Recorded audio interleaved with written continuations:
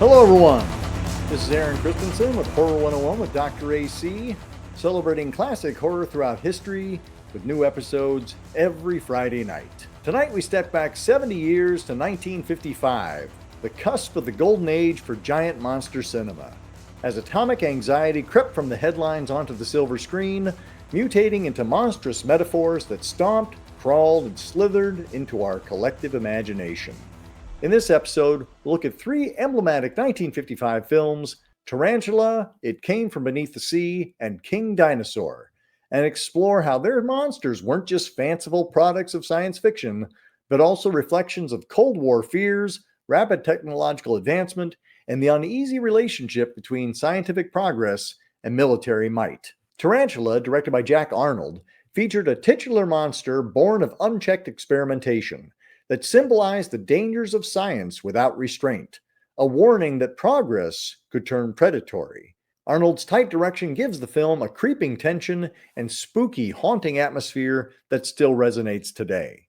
In It Came from Beneath the Sea, Robert Gordon is listed as our director, but it's special effects maestro Ray Harryhausen that brought a giant octopus to life in unforgettable stop-motion detail. The film dramatized fears of the deep, both literal and metaphorical, linking nuclear testing with uncontrollable natural retaliation.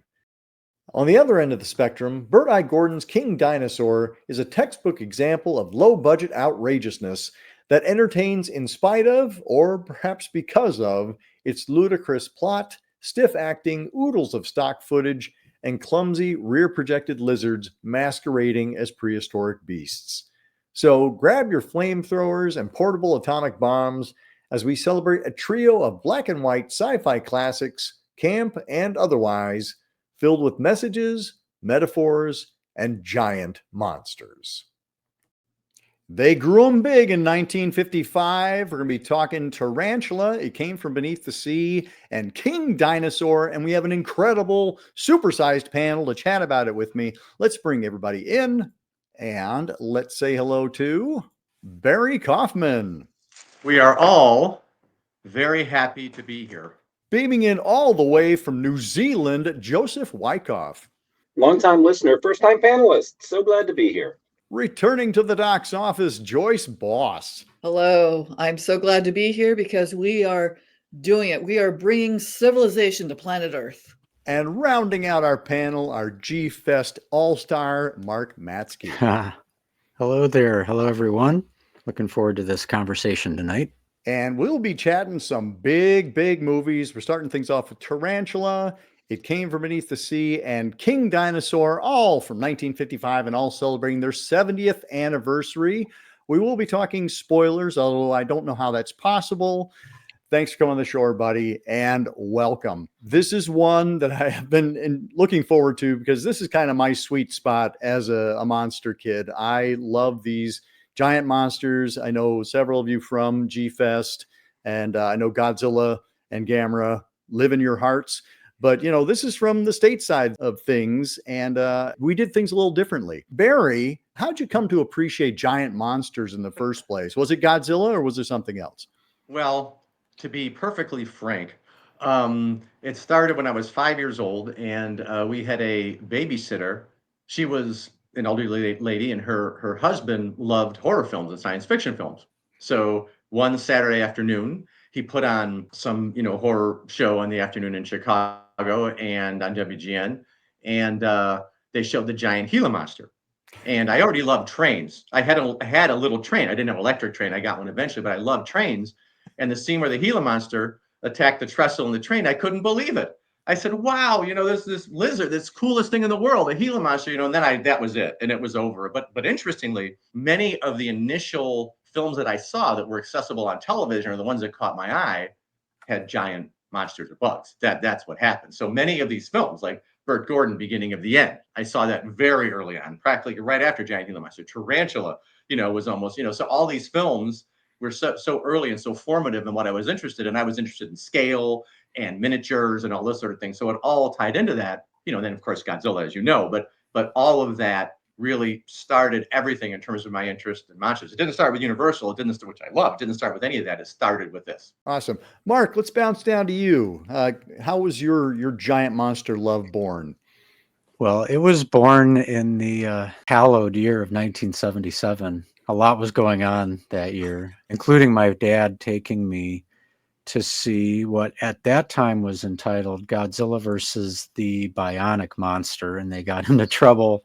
So it quickly became the Cosmic Monster, and that was in the theater in the Detroit area at that time. We were very fortunate to have that package coming through the cinemas at that time. So I was seeing that film as well as Star Wars, and also then quickly followed by Godzilla on Monster Island, which we'd come to later discover was actually titled, Godzilla versus Gigan. But that is really how it started for me. And that basically has set the course for about 95% of my tastes in everything. That combination right there of Godzilla and Star Wars in the movie theater, and then, of course, turning to television in the 80s. There were all the Godzilla Week packages that you would get on your local station. And that was like the World Series and the Super Bowl and everything thrown into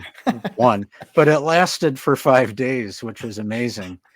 And I would sit there in class and draw the pictures from the movie I had seen the day before. I mean, it was like a festival, and it's been that way to one degree or other ever since. I've been chasing that same feeling, basically.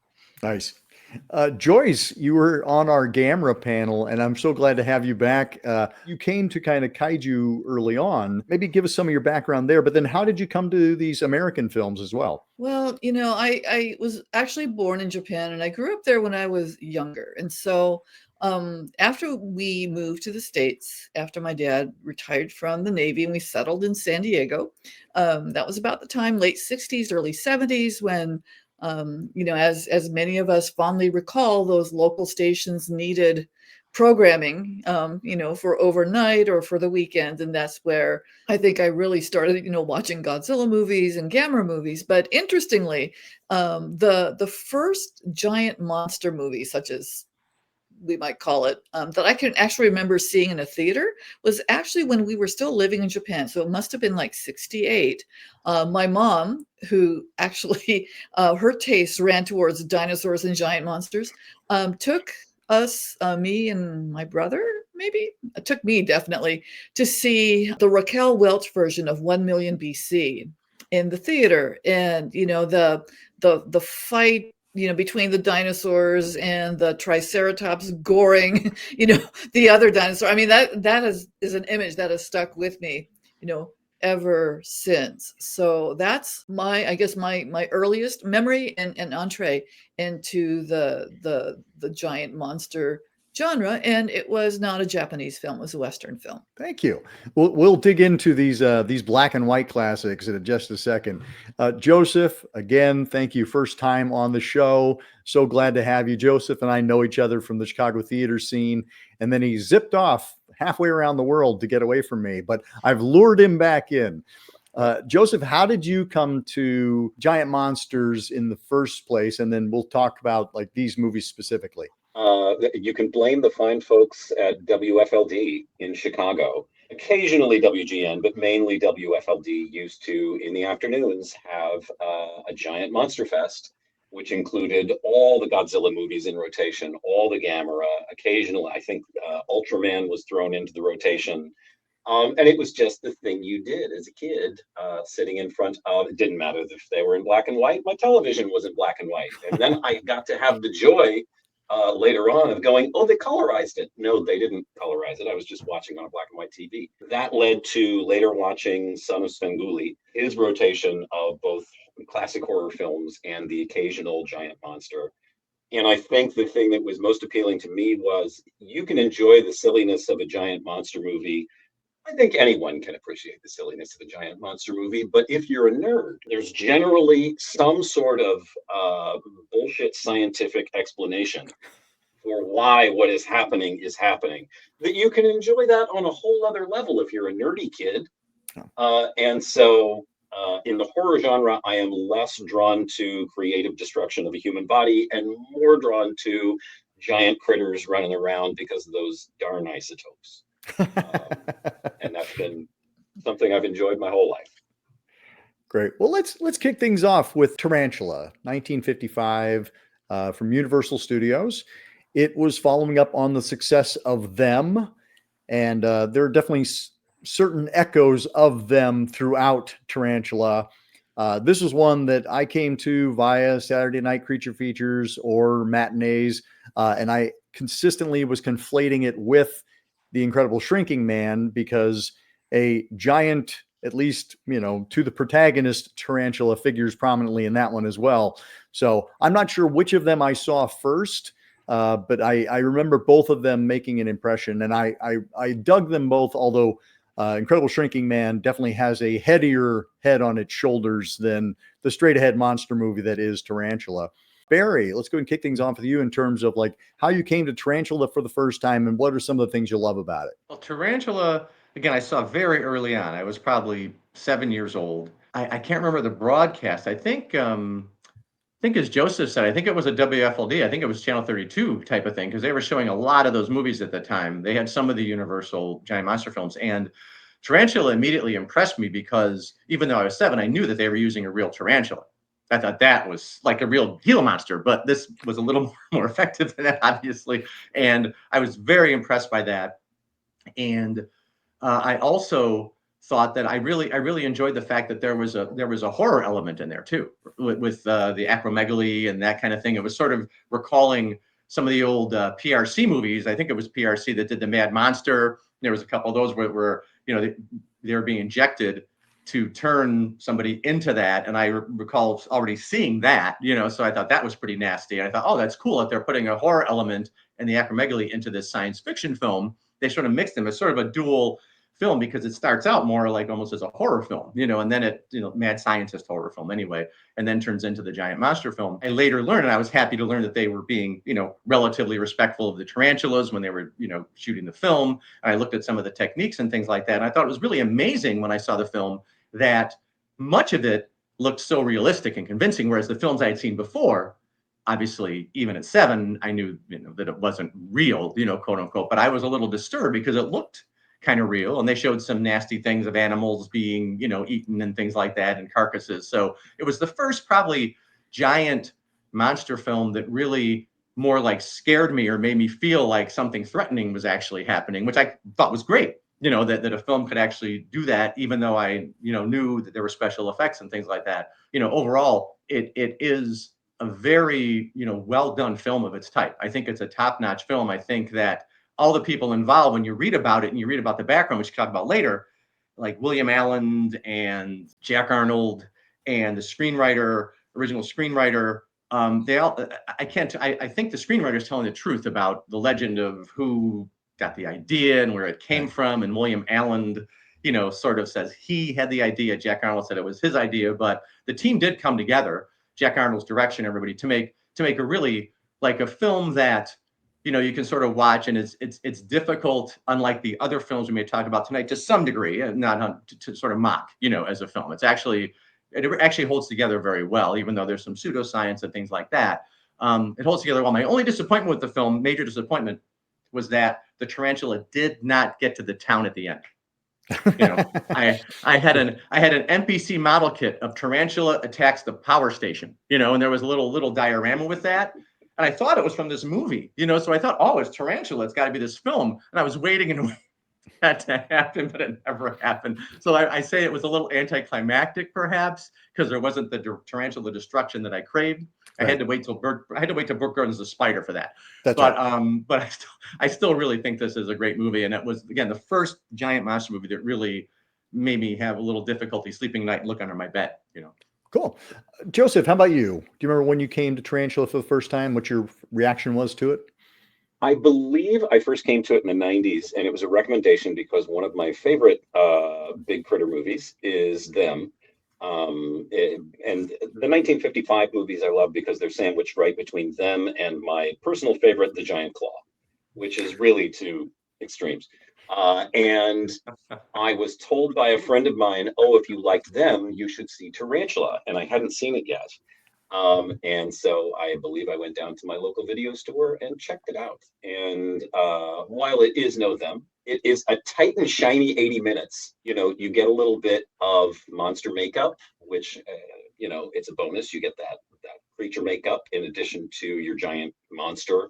I think one of the things I love most about the film is there is a beautiful, brutal calculus to the ending of the film, which you also get in The Beast from 20,000 Fathoms, which is at the end of the film. In my notes watching it this time, I have hero of Tarantula, napalm. When they are finally able to destroy the creature, the end comes up on the screen. Because this is a film that understands once you have killed the giant titular protagonist, the movie's over. Thank you for your time. Please have a safe trip home. And I really appreciate, thank you, movie, for doing that for me. It knows what kind of movie it is. It keeps itself moving along.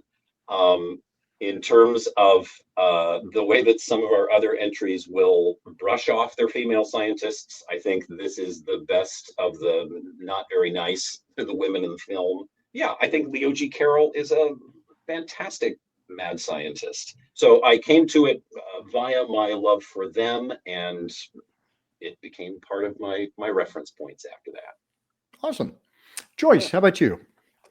I will be very honest. I know I've seen Tarantula before, but I couldn't tell you at what point in my life I encountered this film. So it was a real treat to be able to go back and revisit it.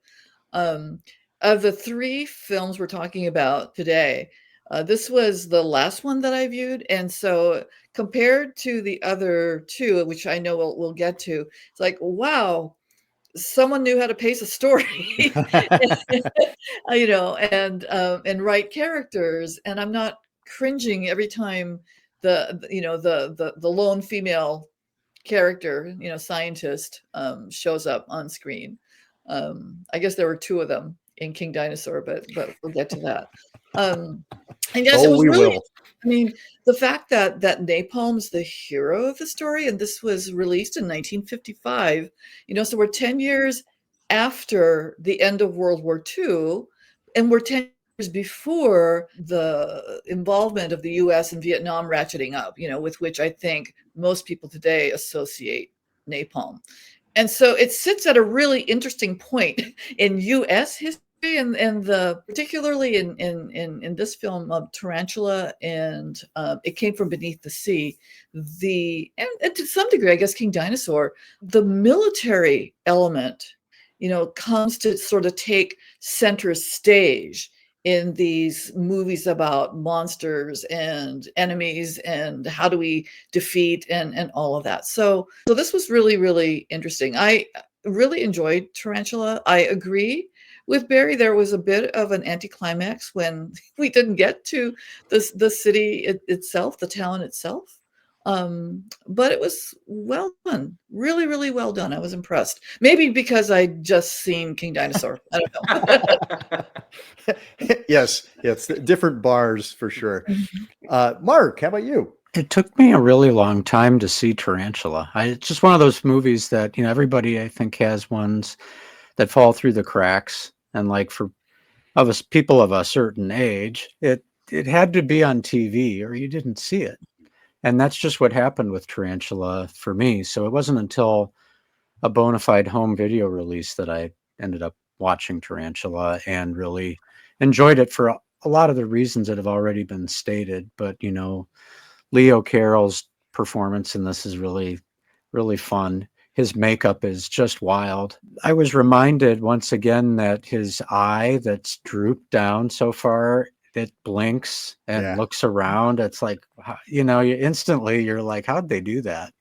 But it's very tautly paced, as it's been mentioned too. And I guess a connection point between this and King Dinosaur in a very weird way is that King Dinosaur, which received the Mystery Science Theater 3000 treatment, in some ways helped movies, I think, like Tarantula to get higher visibility, even though it wasn't featured on the show. People got a sense that there's this whole group of movies out there and they deserve a home video release, and or sometimes part of packages, sometimes not. And, we'll get to the MST and King Dinosaur thing, but Tarantula really does shine as far as a derivative of them. Although, Universal might claim a different stance on that, but it's a great take on that, and the way that the story was shaped to reflect that, I think, is a lot of that credit, I suppose, goes to Jack Arnold, who you put this in reference to, say, Creature from the Black Lagoon, and you see, oh yeah, somebody who knows pace, who knows character, who can tell a story and get in and get out, and he does it so well. It really is a fun watch. Yeah, I mean, Jack Arnold was the king of Universal Sci-Fi with It Came from Outer Space, Creature from the Black Lagoon, Revenge of the Creature, Incredible Shrinking Man. Like, these are all just really classy pictures. They are well paced. They do have enough characterization. They have enough monster action. There's a real quality to, like, I started recognizing Jack Arnold's name quickly. It was somebody I'm like, this guy shows up a lot in some of my favorite movies. And so he was somebody that I was already kind of admiring, by the time I recognized who this guy was and the body of work that he'd created. We look at Tarantula, and it feels like it's a little bit of a return to that desert landscape of It Came from Outer Space.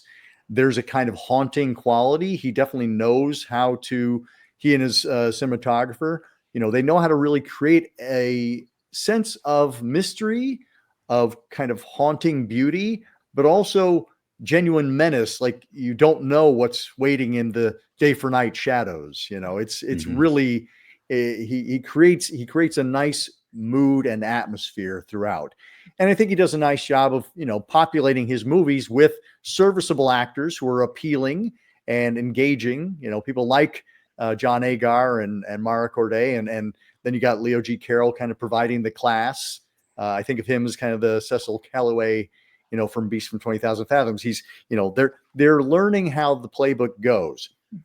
It's also worth pointing out that all of these movies are not necessarily in the shadow of Godzilla, because Godzilla, King of the Monsters, would not come out until 1956. So really, we're looking at things like Beast from 20,000 Fathoms and them. Those are kind of like the big tent poles, and Tarantula is the first big bug to follow. This film, as I was reading more about it, and I've read more about Jack Arnold, but you probably have a lot of things about Jack Arnold and the history of this film.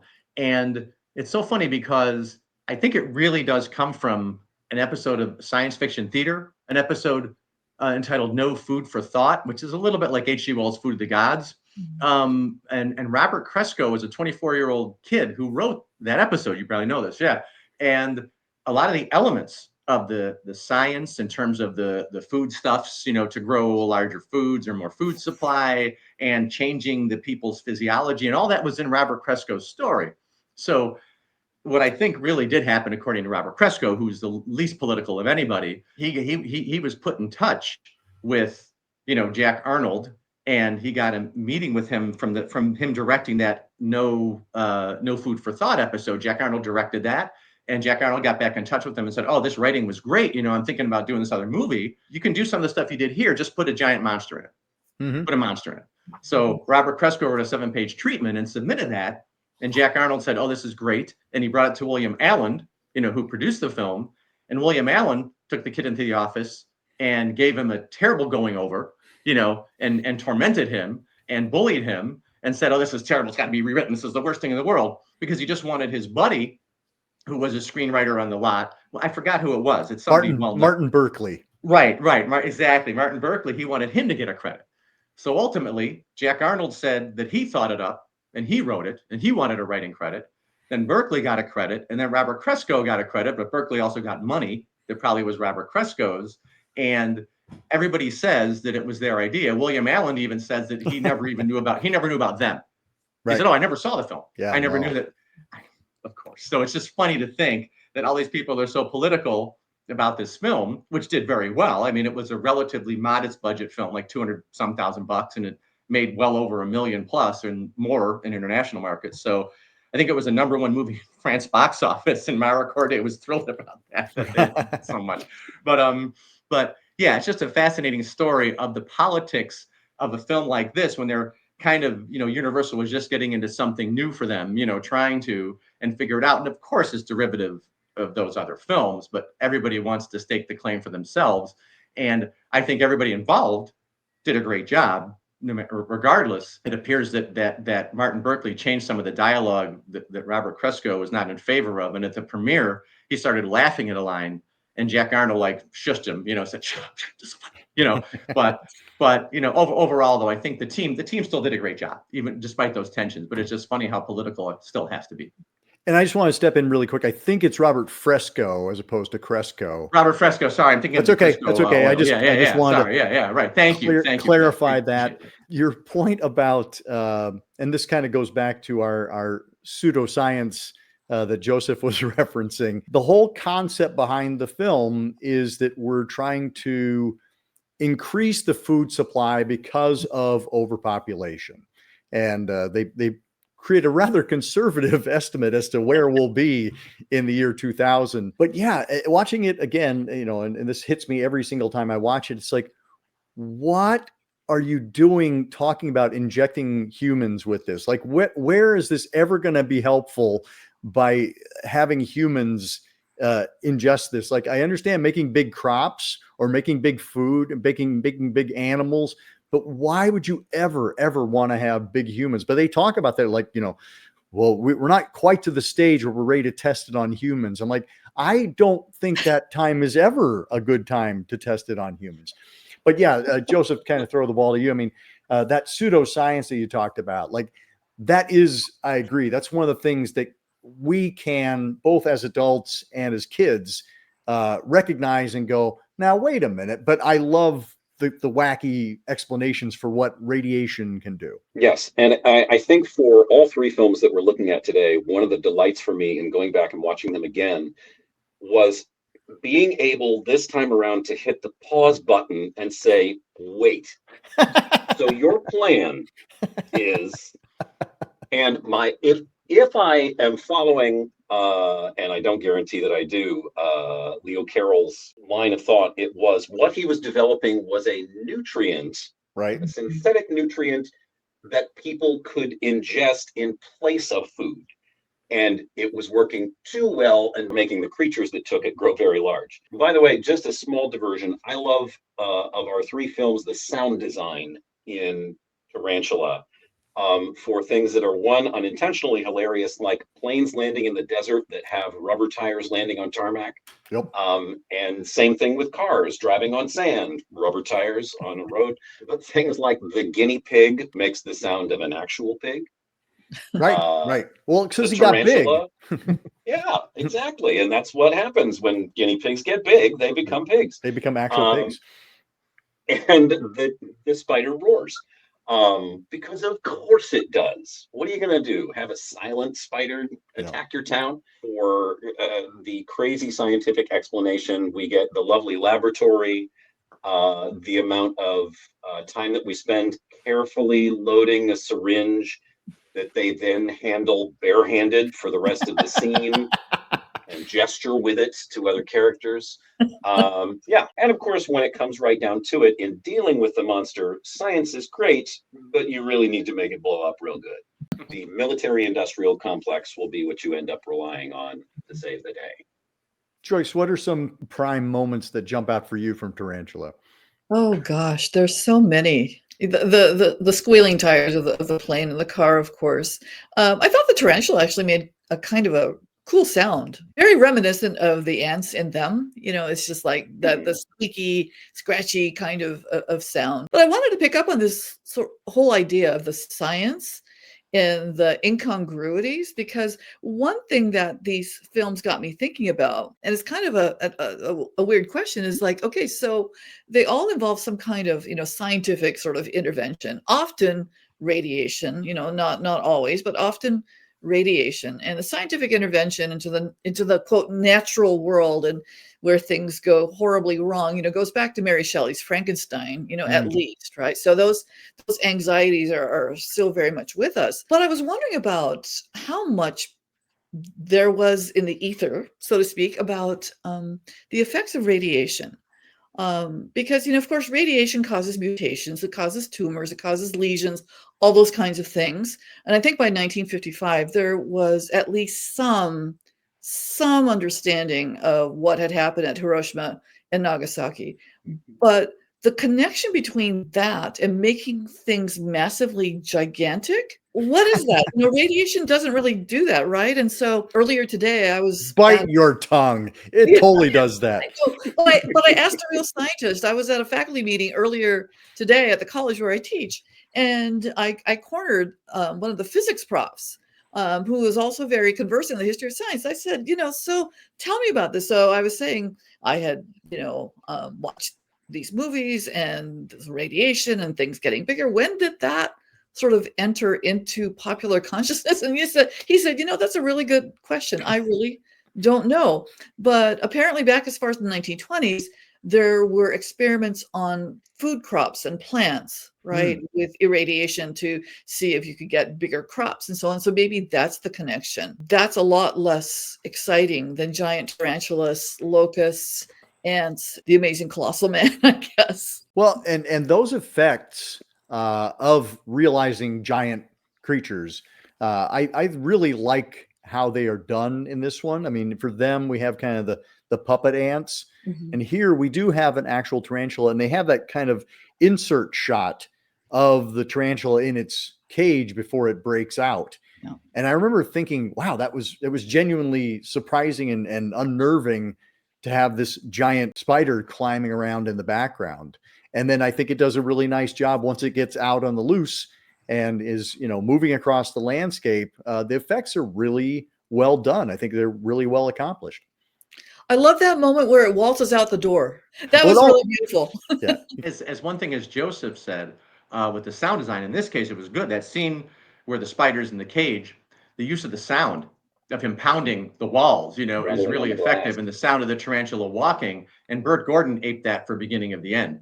Yep. With the grasshoppers. He took it, and it does really work, actually. It lends so much to it. So I just wanted to add that. That's why that scene got to me too. So like, wow, the thing is really it's pounding so hard, it's gonna get out. Mark, how about you? What are some of the some moments in Tarantula that jump out for you? Certainly the end, as has been mentioned already, is abrupt, and then it's like a shock almost that it's really over now. Like, okay, and thanks. But it brings up this interesting idea, and you mentioned Dr. AC, you mentioned Godzilla before, and I find it fascinating that with those two worlds kind of separated, you see almost an inversion between these two Western and Eastern ideas. Namely, in Tarantula, you have the science is the problem, the military might is the solution. Whereas in Godzilla, you have the inverse of that. The military can't do anything to Godzilla because he's impervious to everything they throw at him. And it's science that saves the day in the form of the oxygen destroyer and Dr. Serizawa's sacrifice. So it's just really neat to kind of compare those two. And all of these 50s Western films are kind of following that same American paradigm of, some don't delve too far into domains that you don't understand, or there will be unintended consequences that in the end we're going to have to call the military to solve in terms of blowing it up or, just eliminating the problem. So there's just something about examining the worldviews that are revealed by that adds a little bit more context to Tarantula, certainly. And it came from beneath the sea as well. King Dinosaur, I don't know if King Dinosaur is its own thing. It's its own thing, yes. That idea of science gone wrong is something that we've been playing around with for, as long as cinema has existed. And we really see that, as we get into the 50s and the 50s sci-fi boom, which is well underway at this point, where we're starting to see and question, what does it mean to push beyond barriers and to find out things we didn't know about. I think, the whole race for atomic power, in the middle of the 40s, was something that was on people's minds as you said, Joyce, as we started to learn, what those repercussions were. World War II ended because a lot of people were killed at once, and it was because of science. And if science can do that, it can do other things as well. Splitting an atom is beyond most of our comprehension. Like, how did they do that? And what does it mean to do that? I think that's why radiation kind of becomes this catch-all, because it can do anything. It can make people big, make them small, make them grow 3 heads, whatever radiation wants to do, it can do. And I think we're early in that stage here where we're exploiting radiation and its magical powers, but we haven't gone, 1957 yet, where it really can do anything you want and it will do it every week, because we need to fill those drive-ins. Because we haven't mentioned them up to this point. First of all, at 55, we're in the Korean conflict. So between Vietnam and World War II, that's where we were. And thus, the fact that all of our films today have hero shots of the American military. That yes, we are still doing good things all around the world when we're capable of whatever we set our minds to. But also in 49, even up to this point, there was a lot that had come out in terms of what the Manhattan Project was, in terms of what we were doing in terms of testing, but a lot was still under wraps. Mm-hmm. And it was in 49 that you get, if anybody saw the film Oppenheimer, the conflict between Robert Oppenheimer and Louis Strauss about isotopes. We're exporting isotopes. Should we be doing that? And Oppenheimer famously said that a bottle of beer has isotopes. But there was a gray area in, I think, the general public's understanding of, we know it's powerful. We know it can destroy a lot. We're being told, particularly by the Atomic Energy Commission, who at this point is trying to push peaceful atomic power, and they're trying to push the idea that it's safe. Well, in that gray area, that's fertile ground for fiction. And it also points to one of my favorite lines from the lab. The professor shows them around the lab. They look through a window, and John Agar looks at it and says, "Those are isotopes, aren't they?" Which is amazing vision to me, because to me, it just looks like a bottle. And I think, yes, those are isotopes, radioactive isotopes. So just in terms of historical context, that's kind of where we were. John Agar is absolutely one of the key figures in this movie, and would later come to kind of personify 50 sci-fi stuff for Universal. Much to his dismay, I think. I don't think he anticipated becoming the poster boy for, B movies, but he's a likable enough presence here. And I think that was kind of what they were going for. We knew that we needed to populate this with likable characters. Mara Corday is also equally likable. I would say even more so. And I like their little banter betwixt one another. I think you said, Joyce, like, this is probably the best representation we're going to get of women in any of these movies. I love Mara Corday. She is, I didn't realize until I rewatched it for today that she was also the lead in The Giant Claw. Making that connection was delightful to me. Mara Corday somehow had a knack for being in these films, being sometimes saddled with screenplays that were certainly derogatory towards women, but somehow the way that she acted out or performed it, she came out looking really good. Mm-hmm. She was either sarcastic or smirking or something about her performance. Maybe it was a little light sometimes, but it never seemed quite as dark as some of the other things, particularly in The Giant Claw when Jeff Morrow planted a kiss on her in the airplane, which disgusted me as a kid. It still disgusts me. That's so gross. But, I think she really did a good job in the film she was in. I don't think she also really kind of got a fair shake in a way, because she was a good actress. I mean, she did a good job. She was just saddled with these roles. And John Agar, on the other hand, he sort of drank himself out of jobs, essentially, unfortunately. And that's really what happened to him, because he probably would have been used more. He's a good looking guy. And I think his performances became more and more stiff the more he drank, unfortunately. And that I think sort of did him in. And it's kind of sad, because he really, never, again, he sort of got to a certain point. And I think these films were the pinnacle of his career. He was obviously looking for more, but eventually he ended up, with Larry Buchanan and with those kinds of films, and that's what he had to do. But he's very serviceable in this film as a leading man. I still think he's kind of stiff a lot of the time, but he's very serviceable. But again, Leo G. Carroll shows him up, and I think Mara Corday shows him up. I agree. To dovetail on what Barry just said, I really wish that Agar had lived long enough to kind of receive the fan response that he would have gotten if he would have shown up to something like a Monster Bash, for example, and just let people tell him how much they enjoyed his whole body of work. And then, of course, individual performances. Those who I've seen who have done that and are often quite surprised that their work was enjoyed to that extent, especially if they felt somewhat ashamed about, I'm a B movie actor or whatever. I only did this sort of genre when I wanted to do Shakespeare or something. It's sort of a John Carradine fashion. But yeah, I just wish he had that, because I know people who are huge Agar fans, like passionate, authentic.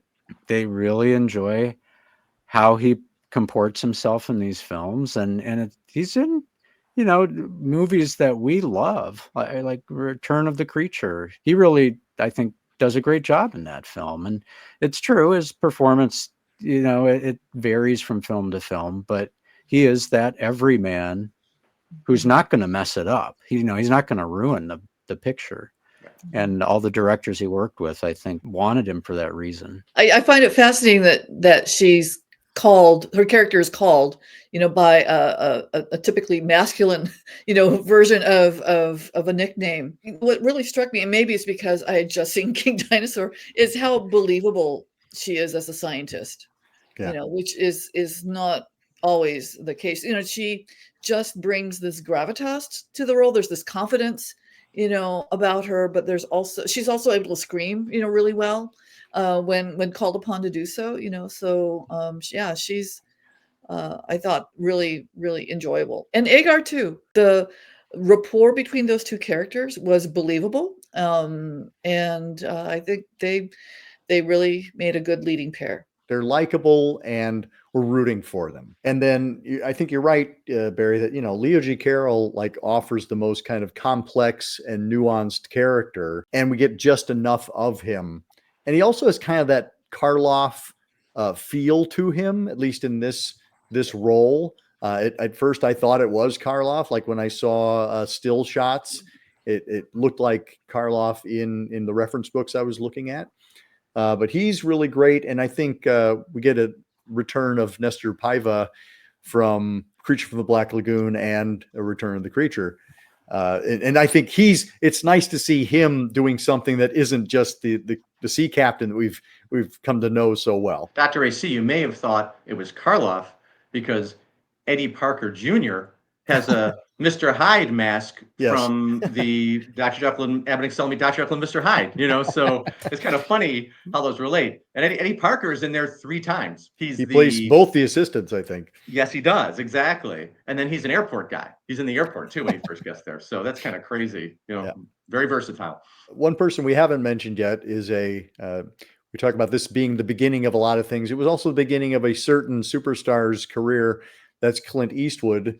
As our fighter pilot, even though he's hidden by the mask. And I love him in this and in Revenge of the Creature, where he's just kind of this dopey lab assistant. No one would know we have a mega star in the making here. And Mara Corday was in several of his films. Yes, he put her in several films. He thought she was good. And Mara Corday, at the time, he even said right after that, Universal didn't know how to use Clint Eastwood, and he certainly proved her right. Yeah, for sure. Clifford Stein is responsible for our effects. We pointed out that they are quite effective most of the time. We have the nice shadows that actually touch down as the tarantula is moving across the landscape. And we have Henry Mancini and Herman Stein as our music, which again, very reminiscent of Creature of the Black Lagoon, that kind of, blaring trumpets and things like that. But again, it's really effective. I think it's a nice package deal.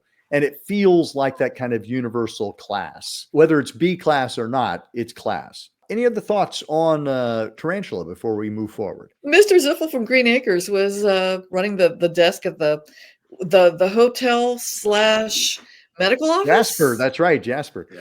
Well, and also we have Mr. Drysdale. Yes, is the guy who runs the footage to let us know what, in fact, tarantulas do, which that was also fun. And Bing Russell, as Kurt's dad, shows up as one of the townspeople as well. There's all sorts of fun trivia here. I think one of the things I was struck by watching Tarantula was how good it would have looked at a drive-in. Just that expansive desert, on a small screen, that's one thing. On a 40-foot screen, I'm just imagining that's a good time. Well, cool. Let's jump ahead or jump in to It Came From Beneath the Sea. Mark, let's start with you. How did you come to this movie for the first time? This is a very special movie to me because, as I mentioned before, my dad took me to my first real monster movies, and I was hooked from that point on. And this, as the story goes, this is the movie that my grandfather took my father to get him hooked on monster movies in the first place. So I saw this for the first time. I'm pretty sure it was a TV situation where, like many, I would take the TV guide for that week and go through it with great intensity, looking for any familiar titles. And I think that became an appointment viewing, especially when my dad heard the title, because he had fond memories of that film. So we watched it then on TV at some point, probably in around age 10 or 12. Some films just mean more than the films themselves, and this is definitely one of them. Is this one of those movies that when you watch it, you are immediately transformed back into that younger version? Yeah, I really do. I can watch it that way. That's true of a lot of these, unless it's really, really glaringly obvious. A film like It Came From Beneath the Sea, I can watch it with just the story that's unfolding on the screen is happening in some world. You know what I mean? And I really appreciate that. And a lot of that goes to the skill of Harryhausen and animating these things with a type of personality. I get that feeling with Godzilla. I get that feeling with Ultraman.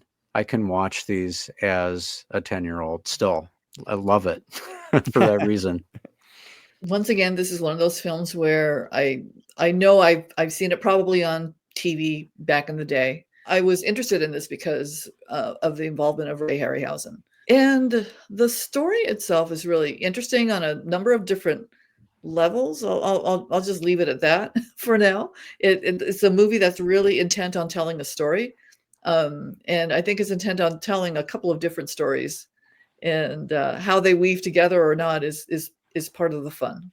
This was the one film of the three that I really hadn't seen in a full viewing, and I believe I had seen the creature work specifically just in retrospectives of Harryhausen's work. Yeah. So I had seen bits and pieces of that, but I hadn't ever watched the whole film. It was a fun watch at the time.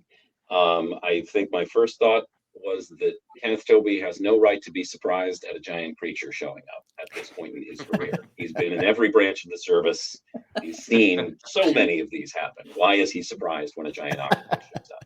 So. I came across it because, I'd seen Seventh Voyage of Sinbad, and Jason the Argonauts. I was aware of Harryhausen for sure, but, I was young still. And Famous Monsters 117 and 118 both had Harryhausen creatures on the cover and were covering his films, the current film, and then they were also doing a retrospective. And I had seen pictures from It Came From Beneath the Sea, but there were some descriptors in there. I thought, oh, wow, this sounds actually really great. I got to seek this out. And it took me a while. But as you pointed out earlier, that I had to circle films in the TV guide and wait for things for the week, and that was part of the fun. But ABC 7 was showing it. They showed late night horror films for quite a while in the old days, and this was like an 11:30 or 12:30 type movie or whatever. But I was allowed to stay up, and I almost couldn't make it because I got kind of bored. I was 11 years old or 10 years old, and there was love and talking and military guy and all this sort of stuff. But when the octopus came on, I woke up when that, they showed a first initial, and then the boat, the ship, the sinking of the ship. And I thought that's really impressive to animate an octopus like that. Because I'd seen an octopus in King Kong versus Godzilla. That was a real octopus they used, and of course, so that, wow, that's great. But to make it have an octopus, which doesn't have really a face, quote unquote, have like its own feeling or personality or something different on the screen, that was really amazing to me, the tension that created. So that instantly became a favorite. But the next time that it was on television, I just waited. It started, I think, at in the afternoon at 3 o'clock or 3:30. I just waited until 4 and 4:30 and started watching it.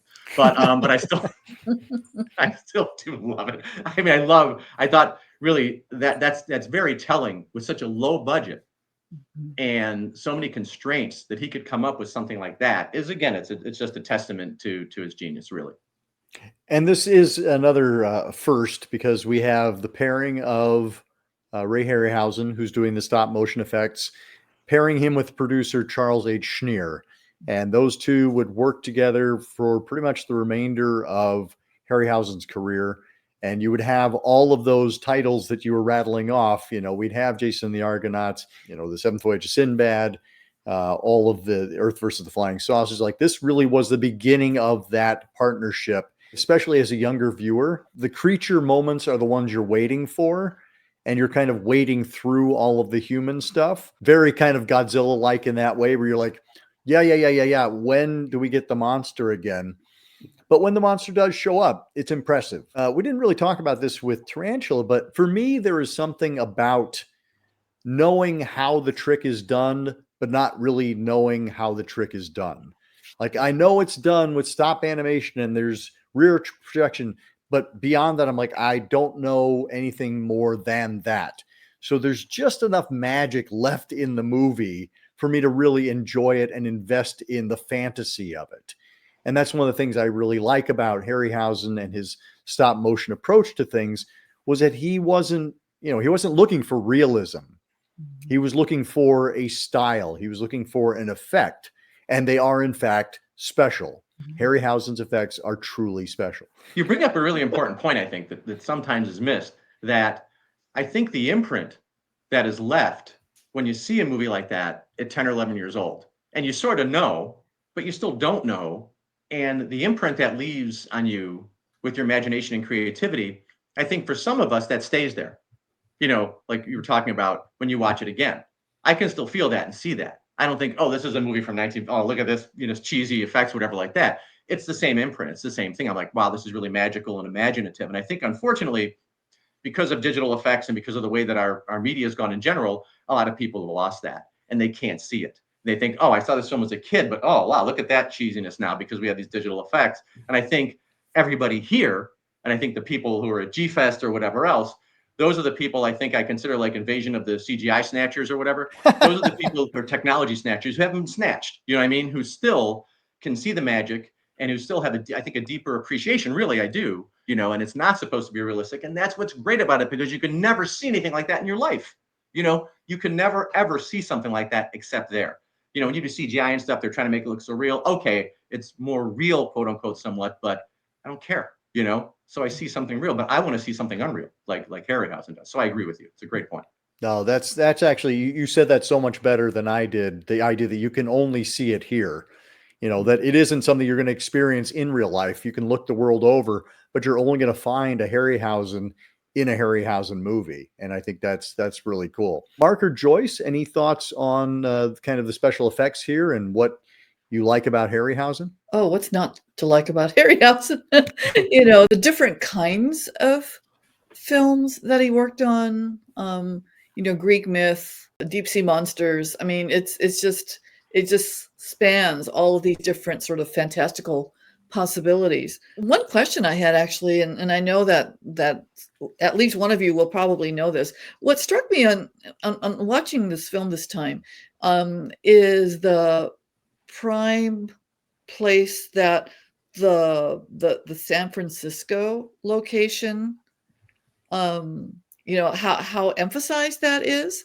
Yeah. And so I was thinking, wow, how many different movies does, like, the Golden Gate Bridge, the San Francisco skyline, et cetera, what monster movies do we see them in? Of course, there's the Empire State Building with King Kong. That's very recognizable. And so I was thinking, well, the one that comes to mind is Pacific Rim, one of the early attack scenes, in that film. Mm-hmm. And Star Trek 4, right. I think. But I'm just kind of curious, as sort of an iconic U.S. West Coast landmark, that anybody going to see this film especially, but not only in the U.S., would recognize that, gives it that verisimilitude. It's like, oh my gosh, that's San Francisco. But I think you're right that that's kind of the point. Like we had done Coney Island for Beasts of 20,000 Fathoms, and I think he was looking for another recognizable landscape that his monster could attack, because that does give us that sense of place. We're like, well, that's the scale of this monster. It can take down the Golden Gate Bridge, or it can tear apart Coney Island, or it can climb the Empire State Building. I think giving us those recognizable landmarks is what helps us kind of appreciate and integrate that movie into our pop culture. Mm-hmm. Famously, he couldn't get permission to shoot on the Golden Gate Bridge. And so that's one of the reasons that it's reconstructed in some scenes and shot from a very far distance, because he couldn't get permission to actually shoot it, because San Francisco authorities were afraid it would give the impression that the bridge was unsafe. And, all the giant octopi that are running around, it's going to kill our tourist trade. Yeah, I think one of Harryhausen's particular gifts is that he's able to imbue these armatures with fabric and stuff on them with a kind of character.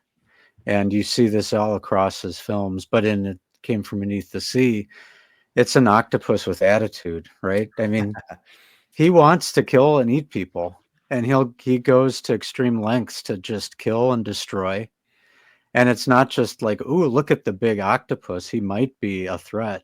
He just shows up and starts to maraud. And it's memorable for that reason. And he like toys with people in a way, before he does away with some of them. In the same way, you have like in Mighty Joe Young, a very different feeling where you instantly love that character of Joe.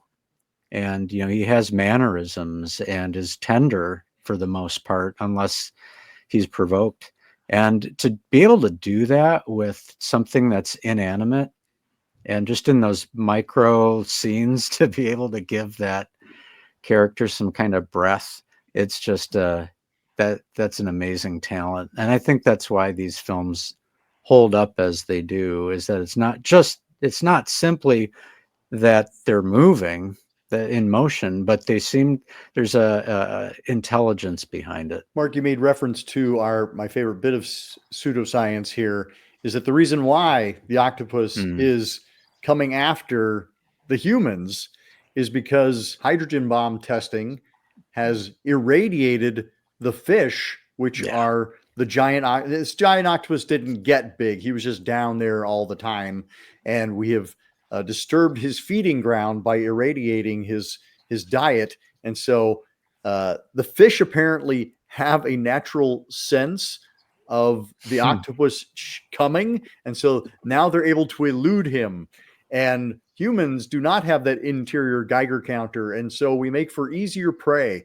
And I was like, I don't think that had landed for me before. I'm like watching and going, that's how this is going on. That's what this is. That's what's happening. Okay. But I did love it. And again, I love the wacky science is delivered by our actors with straight faces. And we absolutely just buy it. We go, yep. Okay, cool. That's what's happening. If that's what it takes to get me my giant octopus, then let's do it.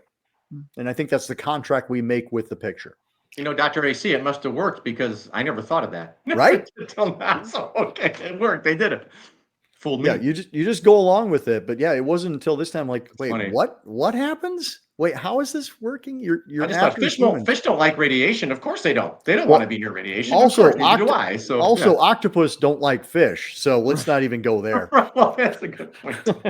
Let's talk about our actors. I think looking at this through 2025 eyes, we're like, wow, these dynamics here, especially Kenneth Tobey's approach to wooing. He's a nice stalwart presence.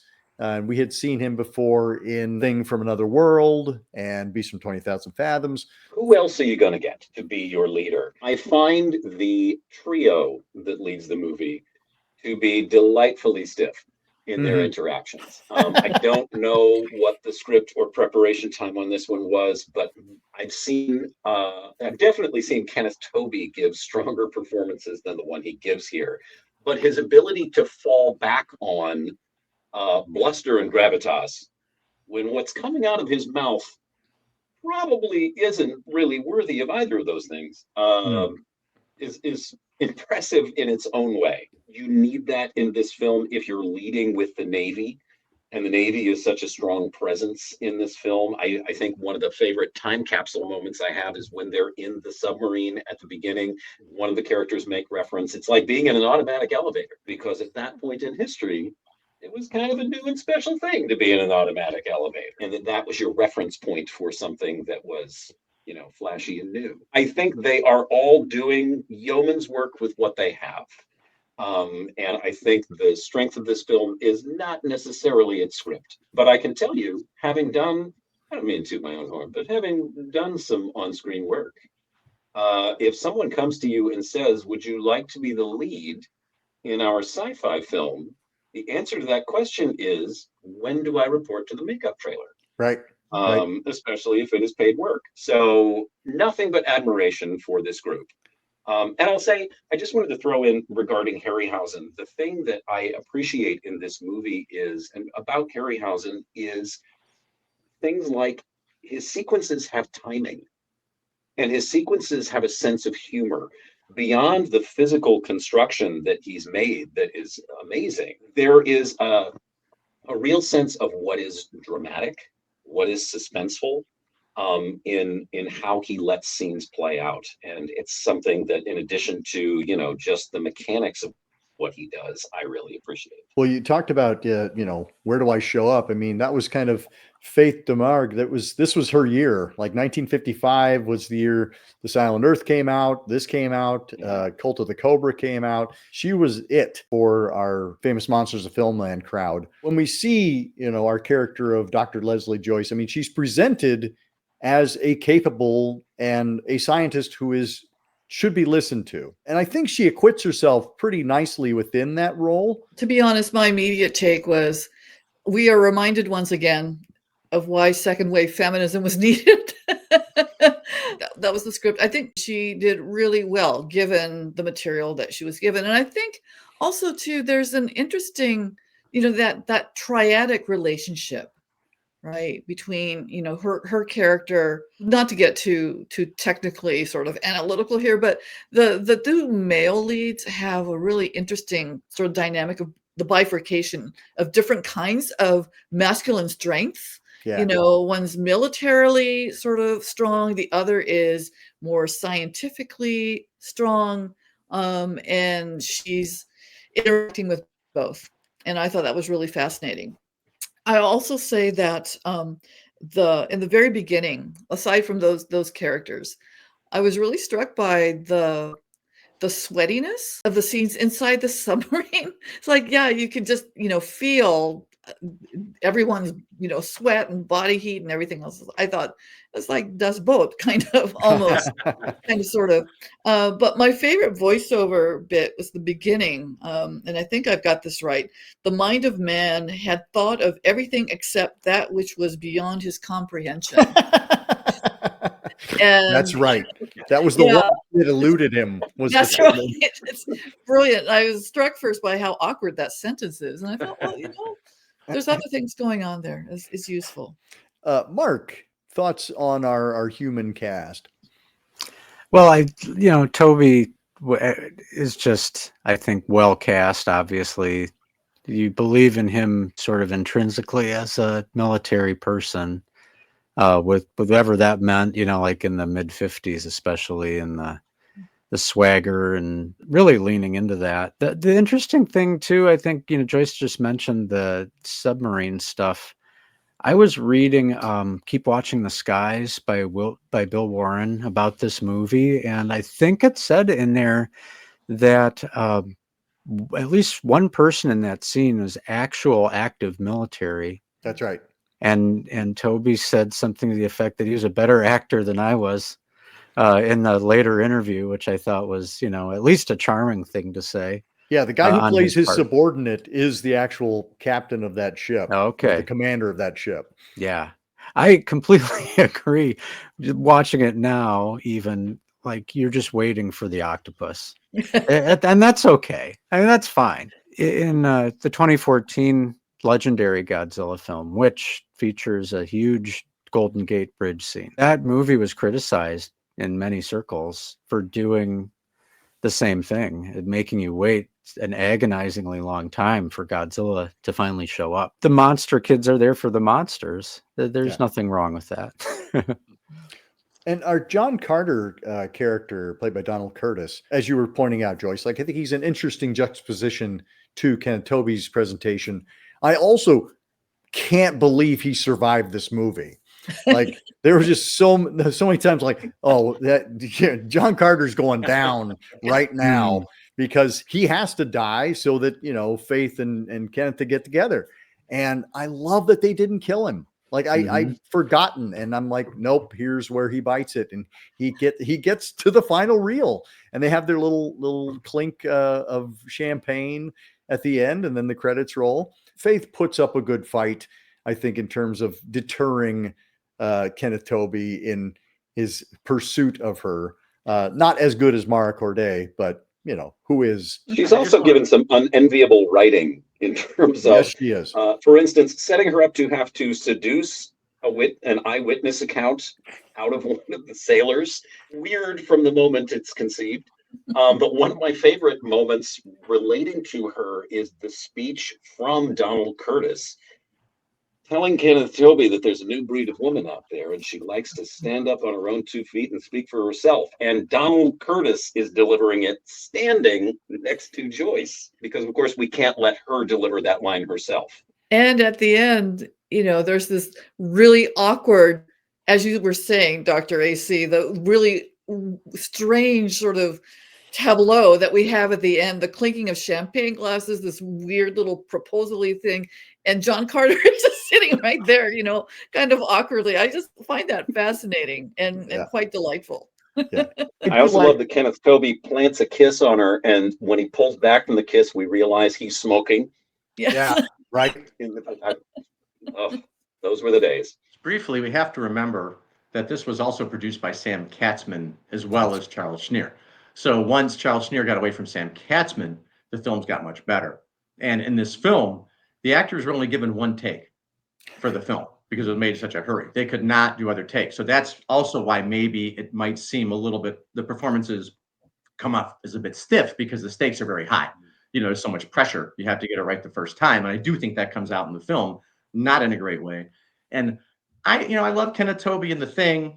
He was great in other films. I really don't find him that likable here. He kind of is too aggressive, and the way he treats Faith Domergue is, pretty, disrespectful. And I find it very hard to believe in these films in general, particularly in this film, that someone of her stature, right, and intelligence and confidence would actually succumb to that guy. That doesn't seem real to me at all. It just doesn't play for me. I can't fathom it.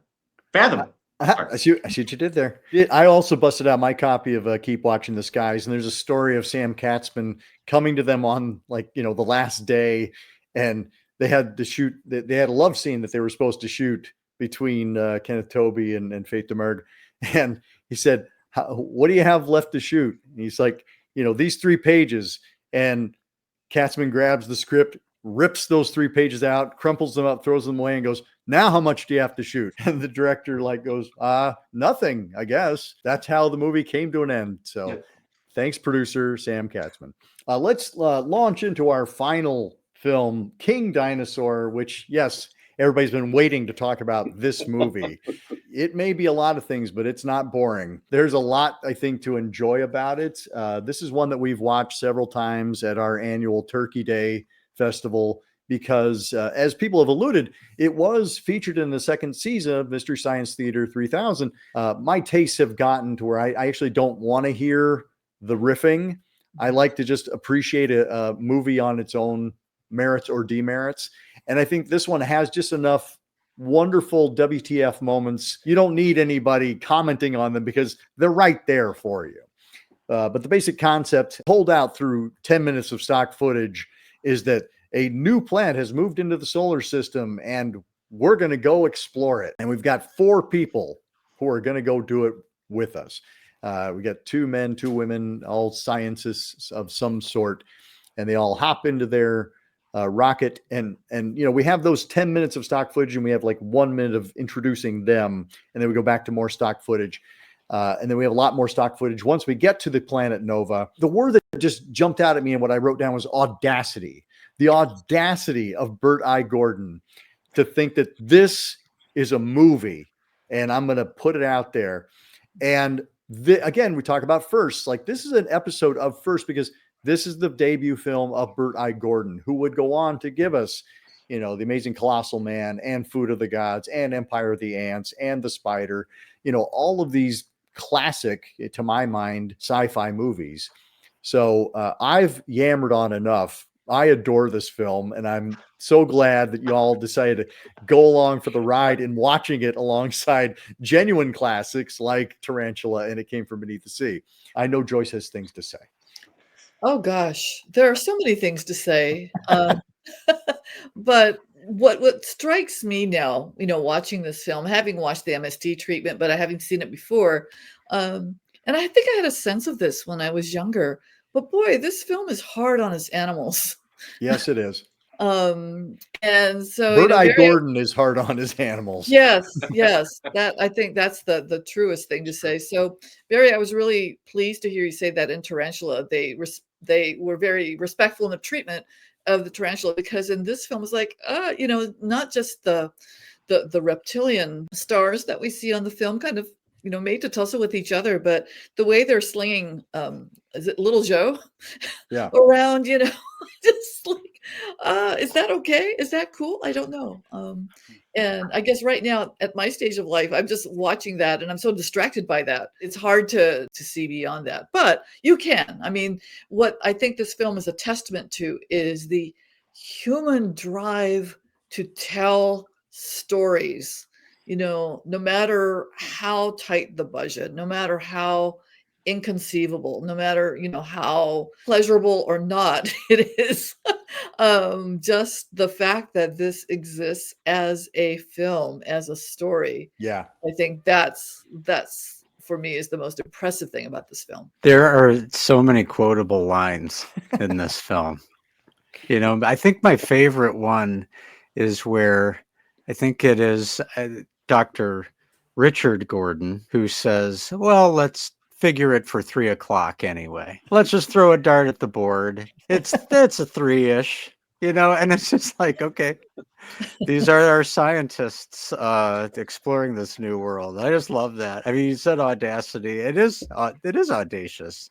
They act in these great ways, and what a desolate, forsaken place. I mean, like somebody's actually saying that as a line of dialogue. It's wild. Let's go explore Nova, and let's take some guns, and our atomic bomb. Let's take that just in case. You might need it. You might need to blow something up and leave. The urge to tell stories. It's Bert I. Gordon all the way. And I just real quickly, I'll share that we saw Bert I. Gordon at Monster Bash probably, I don't know, a dozen years ago. And he was still showing short films that he was making at that time. And it was, in a sense, not much different. The only thing that was different was the technology. But he was showing some really off the wall stuff in a purportedly family friendly setting. But it was just, that's him. That's B.I.G., like his autobiography says, Mr. Big. And that's how he did it. That's how he just brought it to life. Written, produced, directed, special effects by, like, it is a true Bert I. Gordon film. Yeah. And we wouldn't have any more Bert I. Gordon films if this one hadn't been successful on some level. And that's the other thing. Like, this movie actually played and the man got a career out of it. That's pretty incredible. Barry, how about you? Yeah, Dr. AC, I love you. And I love coming on this show. And I always tell you how much I love it because I watch things I haven't seen, some that I haven't seen in a long time. Well, I hadn't seen King Dinosaur. I don't even remember when. And now I know I hadn't, because I mean, there's several things in there. First of all, as Joyce pointed out, the treatment of the animals, I couldn't deal with that. That's just a little much for me, especially, I mean, it doesn't matter anyway, But for a film of this nature and a film that's trying to tell us these are dinosaurs, we know they're not dinosaurs, They're but you not. have to still do that, because I think that's the only thing they had to like generate any excitement, was having bloody lizards, fight, because there was really no other excitement in the film per se. There's no other action, so that's what they had to do. That kind of got to me. And the treatment that Richard Gordon dishes out, like pushing the women to the ground and like, this kind of stuff. I don't know. After a while, it kind of just, I think it was a bit of a downer for me, probably because of the animal stuff too. But it was on the one hand. On the other hand, it is shockingly, like you said, it is absolutely incredible how oblivious they are to the things they're saying and what's going on in the screenplay, and blowing up an island of wildlife and then saying we brought civilization, as you guys point out, to this planet, which is the ultimate like obliviousness to American imperialism kind of thing. But that's sort of what they're doing in this film, which is kind of funny for this low budget film. Like, look what we've done for you. We always do that kind of stuff for everybody. Isn't it great? So and I like how completely unironic it feels.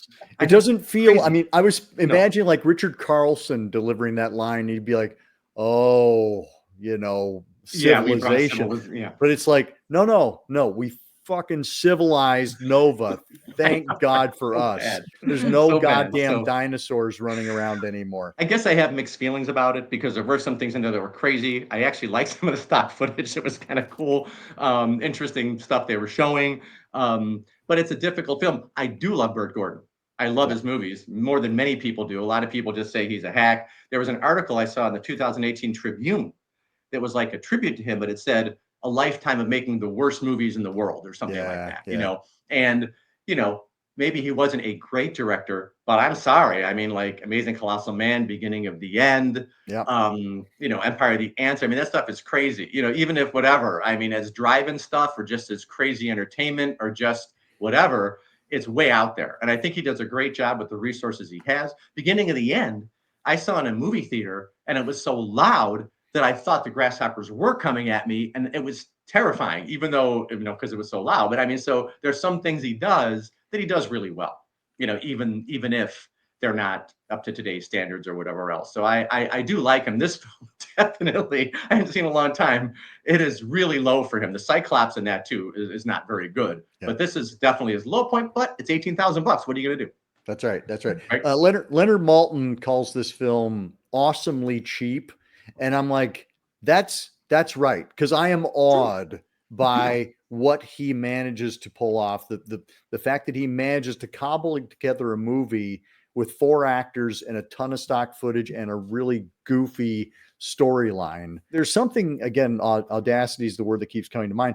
Like watching, and I like how polite everybody's been. They keep referring to him as Dr. Richard Gordon. I'm like, he's Dick. And was a character ever more aptly named than Dick Gordon, who like just hurls women around? Like, do not ever be saved by Dick Gordon, because that guy will mess you up. When he's like yanking her along, both of them, you know what? I'd rather be eaten by a giant iguana, aka the T-Rex, than have you yank my arm out. Yeah, it's incredible. And there are just times where when I see something in a movie I've never seen before, or I can't believe I'm actually seeing it, that's memorable to me. And I absolutely, have moments of like, well, that ain't right. I recognize that ain't right, but wow, somebody did that. Joseph, we haven't gotten around to you. What are your feelings on King Dinosaur? Just to jump on what Barry had said earlier, we've had dinosaurs on the screen since Buster Keaton. And how dare you, sir, show me an iguana and an alligator and tell me that it's a dinosaur? How dare you? Because he's Bert Gordon and he just don't care. Oh, props, by the way, to 2 actors. Also, going back to Leo Carroll and also Dick in this film. Credit to both of those actors for handling a primate that clearly does not want to be handled.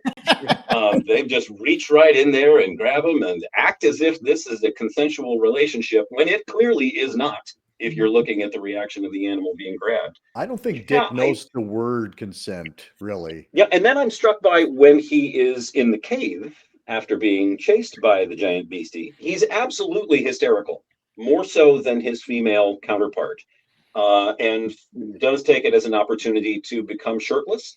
Yep. because there's a scratch on his arm, and so therefore shirt comes off. For all the folks who were hoping for a little cheesecake in this film, I don't know who those people are. There it is. Yeah, it hit me as I was watching it this time around. I had first seen it on MST3K, and enjoyed it more this time just because I could really focus in without the distraction of anyone else's commentary. That I thought, if it's got an introduction to a sci-fi film. Its stock footage after that is safari film, which are not as extremely popular during this time. But hey, that's what you've got in the crate. So let's go ahead and use that and put some sci-fi language around it. And then eventually it becomes a dinosaur picture. It is what it is in all of its glory. Again, this is one that I think just continues to surprise me with what they were going to try and get away with. The ambition on display here. There's a sense of, and this kind of is a hallmark of Bert I. Gordon. Like there's a sense of just independence, and it's fanciful and it's fantastic and it's fun. This film is less fun, I think, through 2025 eyes, but Bert I. Gordon's films on the whole are fun because they are outrageous. He understands there's power in growing things and shrinking things and seeing things that should not be.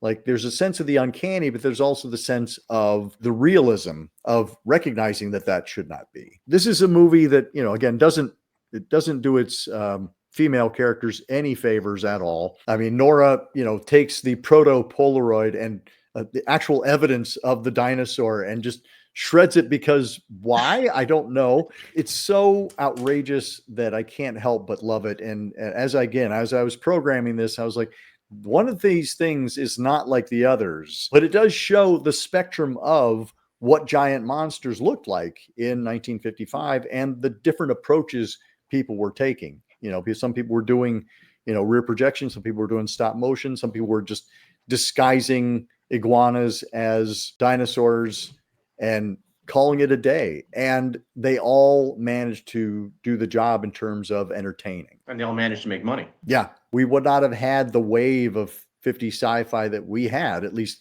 the way that we had it not been for these films in the vanguard. Let's circle back around, talk about some final thoughts on our 3 films tonight. If we're ranking them, I think King Dinosaur is clearly at the bottom, but boy, what a fun disaster that was. Really enjoyed going back to it. It came from beneath the sea. You have to see it because it's got Harryhausen's early work in it, and bless it. And Tarantula, I just still love as a good story well told. It really is a snapshot of that time. I have teenagers living in my house. And what is interesting is when I was watching these films, they would wander in and start watching and have things to say and comments to make that are very much like we have said here, but they stuck around. In the case of Tarantula, they stayed through the end. I think that's a great testament just to watchability and good storytelling, whatever your budget may be. If I had to put them in order, I think I would put them in the same order.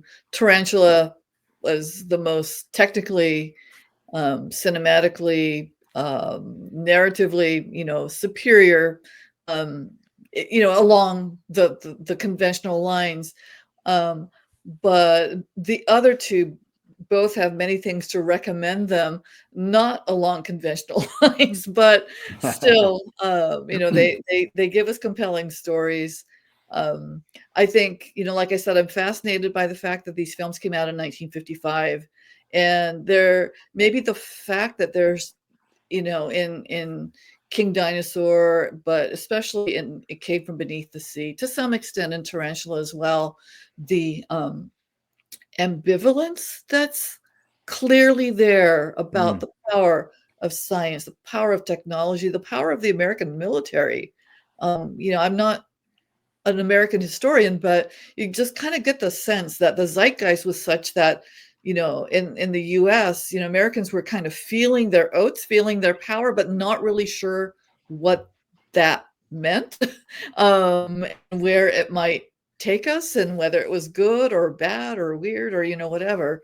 But a tip of the hat to audacity once again, not the notorious but the audacious BIG lives on. Mark. Yeah, I would say King Dinosaur third, but again, the quote from Malton was what awesomely cheap. I would say maybe a synonym for that would be resourceful. He only had what he had to work with, and clearly made something out of that of some lasting value, right? And even though Tarantula, by any standard, is the best made film of the three and the most polished, for sentimental reasons, it came from Beneath the Sea is going to be my number one, just because of the link that it has for me and making me a fan of all these films. And Barry. Yeah, I think, Tarantula, certainly, as you pointed out, Dr. AC, I mean, it's that sense of mystery, and that eerie feeling of the film that really, to me, separates it from a lot of films of this era, actually. That's really why I appreciate it, because it does have that feeling, and it does kind of transport you out to the desert, the immediacy of the locations, the feeling that you are there, and that eerie feeling all led up to make that, I think, a really special film in this genre. Although I do love Bert Gordon's The Spider, I got to say. And that also is eerie in a way, and that's one of his better films, even though, whatever, it's got teens and stuff and hot rods and everything, but it does have a really eerie feeling too, although this film is a much more polished and better film than that. As far as It Came From Beneath the Sea, at the time, even when I saw it when I was younger, I'm not a huge fan of the military nationalist sort of stuff that was being put in these films at the time. And as you were talking about, like the Japanese films, the military never really does it. The military never is powerful enough because the Japanese didn't emphasize their military, and it wasn't part of the way they were interacting with the world anymore after what happened to them. So I prefer that approach to those films and the way that they solve the monster problems to just the military coming in all the time. And Tarantula, fortunately, didn't emphasize that. That was just at the very end. But the whole military subplot of it's just so standard. Deadly Mantis, all these films, it's all the military all the time, and I just get tired of it. That being said, still like Faith Domergue in the film. She gives it her all, and she really tries to give her credit. And of course, the Harryhausen stuff's great. So it still is a worthwhile film. There's no question. I just have a personal thing about that. And no offense to Kenneth Tobey, he's a good actor. This wasn't his greatest hour. And King Dinosaur, I am not sure of its historical significance, except it's the first Bert Gordon film, and that's important in a way. But I thank you for giving me a chance to watch it again, so I know that I'll never watch it again. But at least, but I have it in my head now. Like you said, I've got it. I know it. I understand that. I understand where it fits, and it's really good to know that. Actually, it's important to me to know that. And I still got a lot of laughs, even though I was disappointed about the animal stuff. So I think all of these films are, like you said, are interesting. Everybody was doing different things at the time, and that continued to sort of diverge as time went on, and there were more of these films made, and that's part of the fun of the genre, I think. Yeah. We talked early on, Mark's recollections about It Came From Beneath the Sea. Tarantula is one of those movies that I am immediately 7 years old again in front of the black and white TV.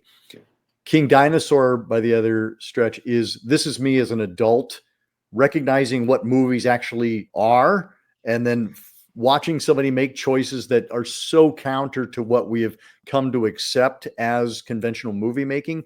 So I appreciate it on an adult level. And It Came From Beneath the Sea lives in a kind of a strange place because I absolutely love Beast from 20,000 Fathoms. And this feels a little bit like a step back for Harryhausen. And then he's going to plunge forward, Earth versus the Flying Saucers. And then, we have Seventh Voyage of Sinbad, which is truly one of my favorite films of all time.